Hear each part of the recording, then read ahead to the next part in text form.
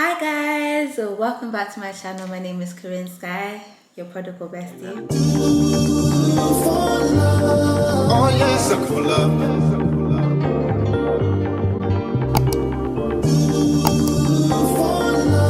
It's been like 6 months since I last filmed a YouTube video. If not even longer, probably like 7 months. It's been a while. I had every intention, at the start of last year, I had every intention to be consistent with my YouTube, consistent with content, and I was.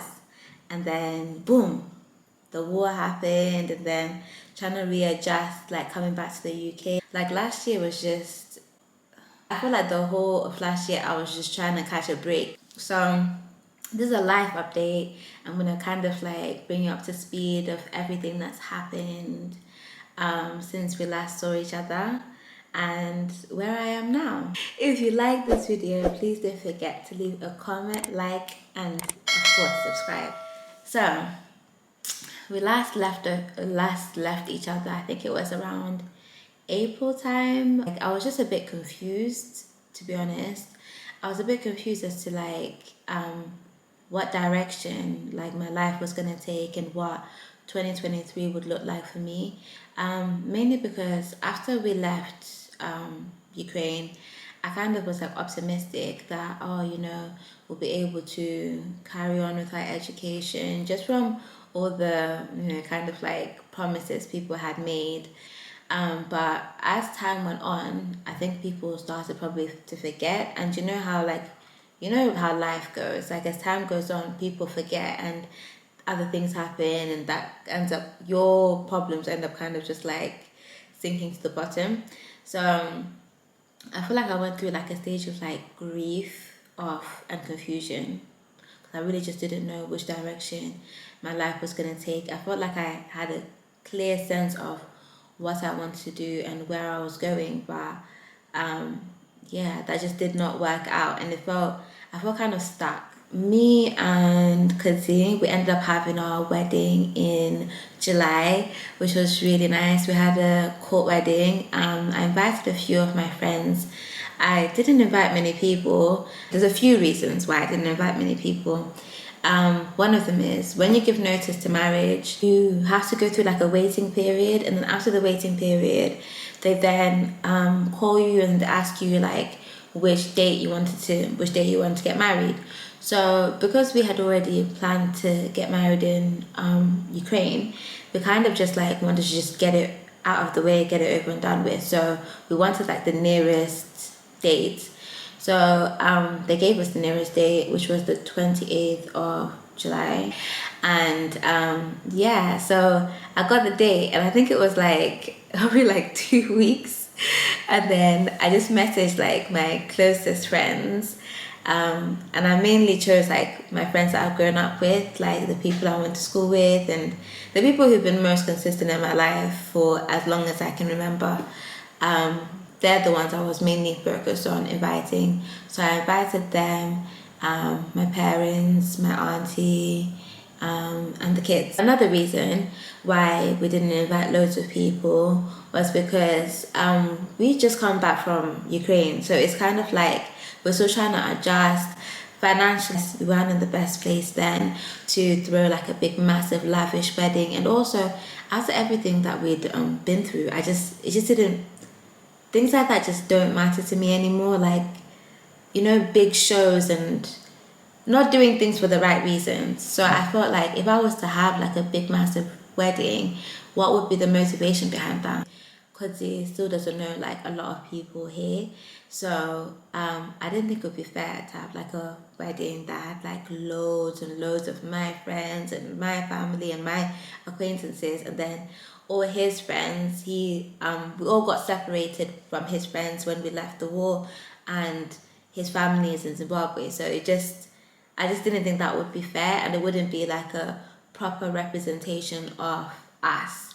So we decided to opt small. I've always wanted a small wedding, to be honest, and I've always even wanted to elope. So the way that we had our wedding was ideal for me. So it was really, really beautiful. I enjoyed it. It was actually the happiest day of my life. Like, I felt like it was just a beautiful day. It was really, really a beautiful day. We ended up going for dinner afterwards at 9B, and all my friends got to witness me like getting married. Like I felt like having my best friend there, like having my best friend Lois, it was such like a beautiful thing because she's seen me like in every stage of my life, and it was kind of like, I feel like out of everybody, and you know, of course my family, she's probably one of the only people that have been able to appreciate like my journey and what that moment meant, as compared to, you know, people that you meet along the way. They may not be able to really appreciate like everything and where you are and where you come from. We will have our big wedding eventually, but I'm really happy with how we started our marriage, and it's something I'm proud of. Like that day just was a representation of who we are as a couple and where we've come from and where we are to go. So yeah, it was beautiful. It was beautiful. Another reason why I was like limited on the guest list was after I came back from Ukraine, like I realized like a lot of like friendships and relationships that I had in my life, they're not, I don't know how to explain it. They weren't what I thought they were. Say for instance, you make a friend when you are like, you know, you're 18, you're both into like going out, and you know, your turn of friends, you are really close, but the main thing that you have in common is that you like to go out together, and you're both single and you're dating or whatever.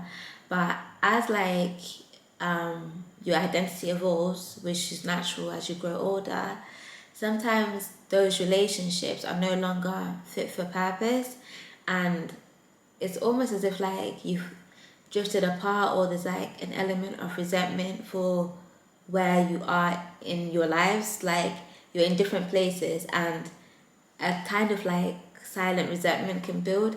And I noticed that with some of my relationships, that there was like a silent resentment at me being in a different page in my life. And it's not to say that I've never felt like marriage is an accomplishment or an achievement. I think to find the love of your life is a blessing and it's a beautiful thing, but I don't think it's an achievement or an accomplishment, mainly because I equate an achievement or an accomplishment as something that you have to work towards. You have to do something like in order to achieve, and there's a lot of luck when it comes to relationships. But you know, as I've had like many conversations with different people, especially within the African community and Zimbabwean community, there is that kind of perspective that, you know, marriage is an achievement, and once you've gotten married, you're almost better than some people. And I felt like in some of my relationships, I don't feel like marriage is an achievement, but I felt as if some of my friends, they kind of like Bluetooth that mentality to me, as if they thought I felt that about them. Like we had nothing in common because I'm married now.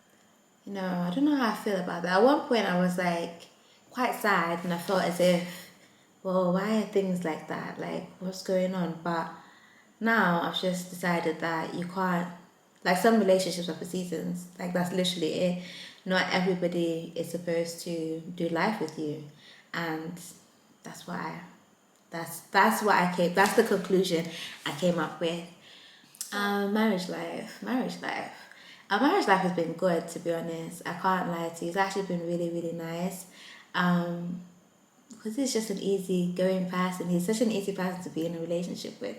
I don't think he makes the whole experience like not traumatic. Of course, like any couple, you have like times where you may not see eye to eye, but I would say that 99% of the time we get on fine, and he's responsive to my needs as well, and you know, it just makes my life so much easier. And as a family, like it's a beautiful thing. Him and George have such a beautiful relationship. Seeing them together is just, he's really responsive to her. Like he's a really good dad. That's one thing that I love, like just witnessing and just seeing that side of him is really good. So we get to August, and it's been 6 months since the war had had erupted in Ukraine, and most of the people that I support and within our community as African students from Ukraine, it was just like I couldn't see the progress, even though we were still fighting, we were still talking, we were still trying to raise awareness. It was like, it felt like we weren't really getting anywhere. Me personally, I didn't feel like I was getting anywhere. The people around me didn't feel like we were getting anywhere. So I did like a Twitter thread, just talking about everything that had happened like in the last 6 months, and all the like the complete lack of opportunities basically that we'd experienced. And there was a summit that was upcoming. It was called the United Nations Transforming Education Summit. So I wrote this thread just talking about how the war had impacted our education, and how many of us can't carry on with our education, and how we've been in limbo.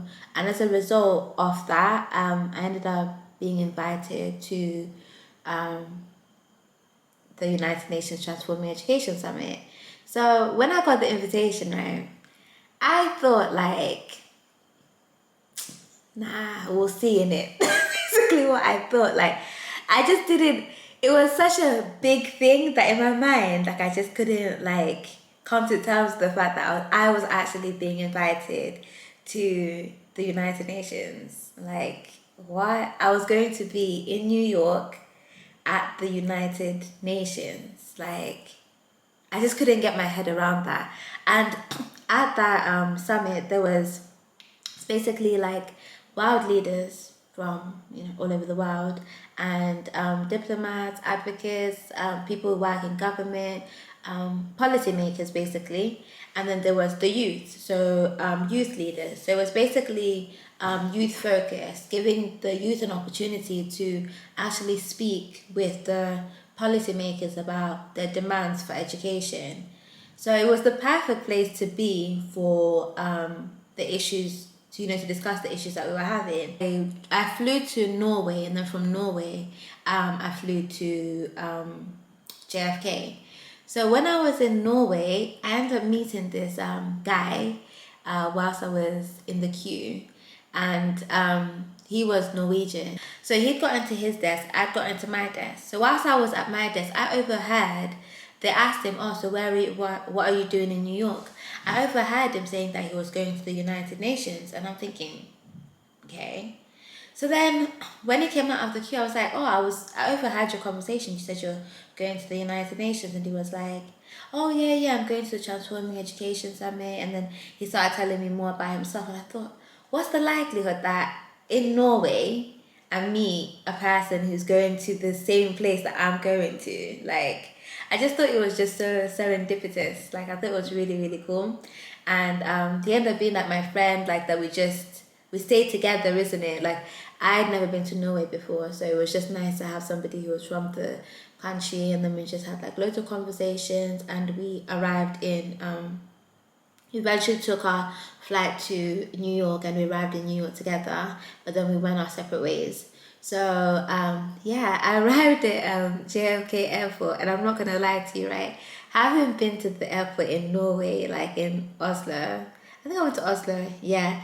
That was the most beautiful airport I've ever seen in my life. Like, it was so, so nice. And then when I got to JFK, I was a bit underwhelmed. Because I felt like New York, you're thinking, hey, wow. Like, when I got there, I was just like, okay then. So I get to the passport control. The amount of questions that these lot ask you in America, like just to the security in America, just to get into the country. Oh my gosh. The person ahead of me had to call where he was staying, and they wanted to speak to him. They asked you so many questions, but I had no issues. I got in there easily. Everything was bliss. Everything was fantastic. And then I ended up getting a taxi. I got a gypsy cab as well. I don't know if you guys know, like, I don't know if that's the correct term or whatever, but in Ukraine, you've got like you have them, so they'll be at the airports. You don't have them in. I've never seen that in the UK.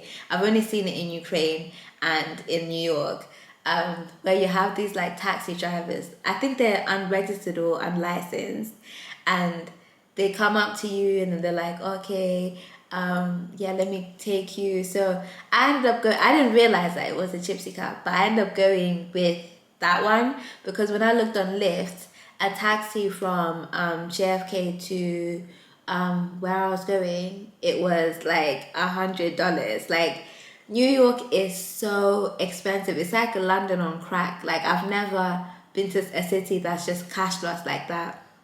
So he ended up taking me. It was Jamaican. It was like familiar. New York reminded me so much of like London. When I got there, I didn't feel like I'm in a different country. I felt like I was in London, but everything is just bigger and a bit more like sparklier, but it felt familiar. So I get there, I checked into my Airbnb, and then the next day was the first day of the summit. So the day of the summit, I get ready. I get ready, and I head over to the United Nations headquarters. So I had like the email, and then I had my passport. So you had to go to like a different office to get like your ticket. And then once you get your ticket, then you'd have like entry in and out of the United Nations headquarters for like the next 3 days. So when I got there, I was just thinking, nah, I bet you I'm gonna get there, my name won't be there. Like there's no way that I'm going to go to the United Nations to go and speak to like policymakers about education for refugees. Like there's no way. Like there's absolutely no way. I just couldn't believe it. Like, and that's the imposter syndrome. It's such a bad thing, but in my mind, this is one of the things I want to change this year. Like the imposter syndrome really overcomes me. I can't believe certain things sometimes. So anyways, I'm in the queue. I get to the front, and then I give the guy my passport. He's like looking through the tickets. I'm thinking, yeah, any minute now this guy's gonna tell me like decline. He comes out, he gives me the ticket, and the ticket had my name on it, and I was like, rah, so I'm actually meant to be here then. Okay, cool. So I get my ticket, and then from where like the actual United Nations building is, it's opposite from that like little office. So I go through the office, and then it was the way that they done it was so nice. Like there was all these banners, and they probably put a lot of effort into it. Transforming Education Summit, like loads of young people. There was young people everywhere. Like just the spirit was just really, really good. And then we got to the big summit room. So the first day there was like a lot of speeches from, the global leaders. And then day 2 was more about, there were like mini workshops. So day 2 was more about networking and going to kind of like the different workshops and conversations that were relevant to what you're interested in. So on day 2, I actually managed to meet the Minister of Education for Ukraine. On day 1, I met with the UN Security Council, the Kenyan representatives. So they had actually spoken about like what had happened, and they'd used my story. Today, Corinne is calling for the safety of civilians, particularly for the African students trapped in Cason. Through that, we like built like a little relationship. The UN ambassadors for the Kenyan mission are just the best people ever. They're like so kind, so warm, and they gave me like loads of gems and encouragement. I met loads of like, I can't even tell you the amount of like leaders I met. And I spoke as well. My name is Corinne. I was living and studying in Ukraine up until the start of the war at Dnipro Medical Institute. So hearing these stories is very personal to my heart because I saw what the effects of the war has on education firsthand. My main question that I have is regarding support in order to obtain our transcripts. Since leaving the war, since leaving Ukraine, we've been trying to continue our education because our home governments have said that they cannot help us to carry on with our education until we're able to continue offline learning. And as supportive as our professors have been, it's hard to do a degree for 5 years and it be null and void because of the effects that war has on, trying to obtain a medical education. So I was just wondering, what are you guys doing in order to support maybe the digitalization of transcripts and also to support students to obtain their transcripts? And I'd also like to give my gratitude to Romania for the hospitality that you guys showed us when we fled the war. So thank you. Shared my story, confronted them. I know how difficult it is to access education as an asylum seeker, and that's one of the reasons I actually went to Ukraine, having all the difficulties accessing higher education. My main question is, what do you guys think can be done to encourage governments such as the UK to actually allow TVET and vocational learning opportunities for refugees and asylum seekers? Having lived in the UK for a large number of my life, there's a discriminatory attitude towards refugees in which they're almost perceived as if they're economic migrants, and we're actually not allowed any opportunities that allow us to enter the labour market without having settled status. So thank you. Thank you. Basically, and it was just like, I kept telling myself, because the first day I was really nervous, but the second day, when I got back to my Airbnb, I was like, okay, I have the honor to be here another day, so I need to be confident. So I need to really make the most of day 2. So I made the most of day 2. I spoke to as many people as I could. I advocated. I was confident. Yeah, it was a really good experience. I was only there for like 3 days, and then I came back.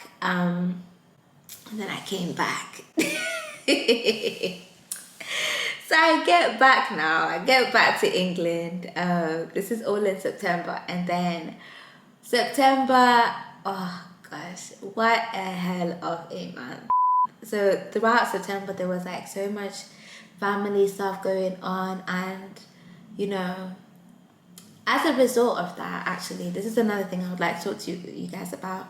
As a result of a lot of family stuff that happened in September, I had like some people on my YouTube leaving like really questionable comments and accusations based on stuff that they'd had was going on within my family. And I just think that it's one thing to think that you're standing up for somebody, but it's another thing to speak on things you don't know anything about. And the reason I haven't spoken about it, and I really won't ever speak about it in any great detail, is because it's personal and it's private. And also, not only is it personal and it's private, there's a lot of people involved, and there's a lot of people who can't speak for themselves involved. So I don't think it's in anybody's best interest for me to come on the internet and then start like doing an expose, like or trying to say my side of the story, because at the end of the day, it doesn't matter what my side of the story is, because I think anybody with any critical thinking or any adult with sense has an idea of what is going on here. And for especially for the children's like in our lives is privacy, I just didn't think that it was necessary to speak or to share my side of the story. Like, it's not going to benefit any healing within my family. It's not going to help anybody. And I think of it like from my own perspective, that if I was going through a hard time in my life and I wasn't being myself, and would I want my family members or my friends going on the internet and like doing exposés or the truth about this? Like, if I'm 100% honest with you guys, like especially when it comes to the Zimbabwean community, because this part of the video is mainly addressed to the Zimbabwean community. You guys, you love drama too much. You really, really love drama too much. When I went on my phone, like the amount of ads I had from Snapchat, the amount of people I had messaging me, calling me everything but a child of God, based on what they think that they know, it's just kind of like, do better. Like, do better. All of us work within healthcare. We have ethics that we need to abide by in how we treat other people. And there's no way that you're ever gonna catch me on Beyonce's internet dragging anybody, especially in my old age. Like, I'm gonna be 30 in a few years, and I'm a mother and I'm a wife. It's just not who I am, and I don't like the idea of somebody or people trying to push me to do that, because it's not me. Like, it's just not. And I've got that a lot, and I also started seeing like a shift in some of my relationships, and I found it quite, upsetting that even though these conversations would be having within our community, hardly anybody like ever actually came to me who's in my life, or who's an acquaintance of mine, or who's a friend of mine, and asked me directly. They just would share this amongst each other and discuss amongst themselves. So yeah, that happened, and then it kind of like put me in a really like down space. Like, the whole of September, I was pretty like just down and depressed. I just didn't know what to do. I was just, it felt like a lot. So everything that happened, at the summit, all the actionables, all the things I was told I need to do in order to push our movement forward, I couldn't action any of them because I was literally debilitated by like just depression, confusion, and just stress. So I decided that for my birthday I was gonna, fly out. I was gonna leave the country and just have a different experience for my birthday. And I just sent a message to my homegirl Addy. You guys know Addy. Addy's like becoming a regular feature on the channel. So I was on Kiwi, and there was a flight for £7 to Croatia. I was like, Addy, hear me out, but £7 flights to Croatia for my birthday, what you saying? And she was like, okay, I'm on it if you're on it. I was like, yo, whether you're on it or not, I'm going. So do you want to come? So yeah, we decided to go to Croatia for my birthday, which was the previous vlog that you saw. Had the best time of my life. Had a whale of a time. It was fantastic. And I just really enjoyed myself. It's what I needed. I really needed that change of environment and that break, and just to be somewhere else. I came back October. Yeah, everything that was going on just carried on, and it was even more dramatic than when I left, but I'm glad I went on holiday. Like, I needed it. And then November, things started like calming down a lot. December, we had the best Christmas ever. Christmas was really, really nice. Like, I finally got to take my Christmas Ashrabi pictures, which was like a dream come true. Like, all my life, all I ever wanted to do was take matching pajama family photos. So I got to do that, which was great. And the kids had like such a good Christmas. Jojo really got into Christmas this year. Like, she was there opening presents, like laughing and dancing. It was lovely. So that's kind of like a rough recap of everything that's happened. 2022 was crazy. Like, it was a lot. It was hectic. Like, I had a lot of ups, a lot of downs. Sometimes it felt like there were more downs than ups, but I will say that the best things that have ever happened in my life happened in 2022. But so were the worst things that have ever happened in my life happened in 2022. So yeah, it is what it is. So going into 2023, like, I've just decided, like, I want to have a transformative mindset. Like, I really want to change my life. I want to take everything that I've learned and implement it, and because I find it hard to believe that I would have gone through everything I've gone through if there wasn't a purpose behind it. And I feel like now is the time to really like identify that purpose and, be intentional. That's what I keep on saying. Like, my motto for this year is to be intentional. I've told God what it is I want. But I've also set, like, I've created a system that's gonna help me achieve what it is that I want. And I'm focused on just, you know, changes, just putting little changes forward that are going to make my life better, make the people around me's lives better. But also, I want to be a blessing to other people. I want to be the kind of person who blesses other people and who makes other people's lives better. And that's really my focus for this year.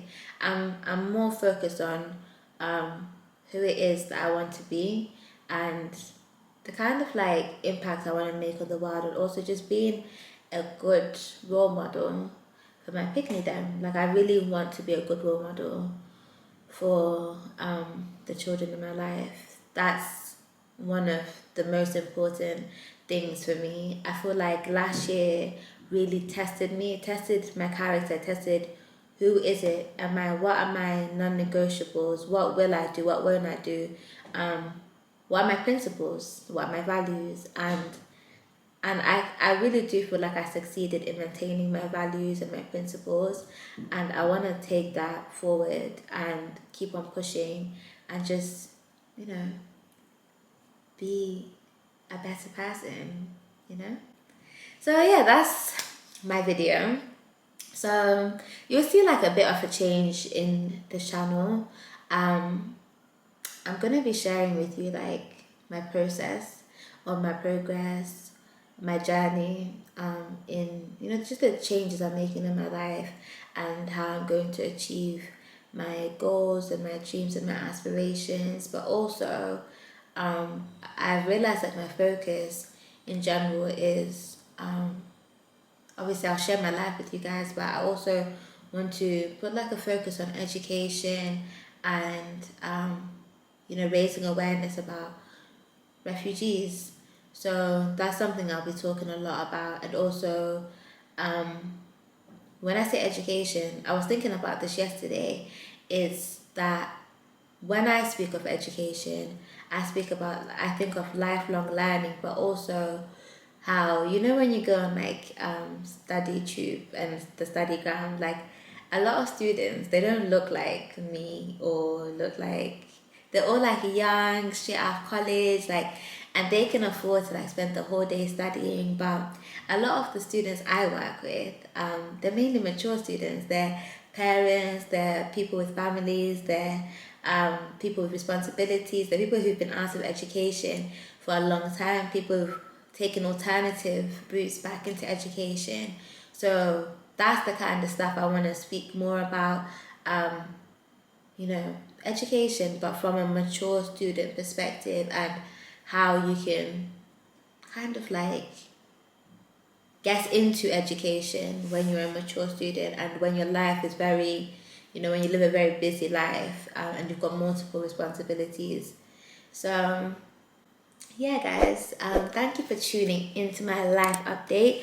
If you have any questions, please don't forget to leave a comment in the section. If you have any questions, if you want to ask me anything, don't hesitate. You can reach out to me directly, also on Twitter or Instagram. My information is down below. If you need any support academically, all the information is down below. You can reach out to me as well. And yeah, I hope to see you in my next video. And I'm intending, this year, I will be uploading regularly.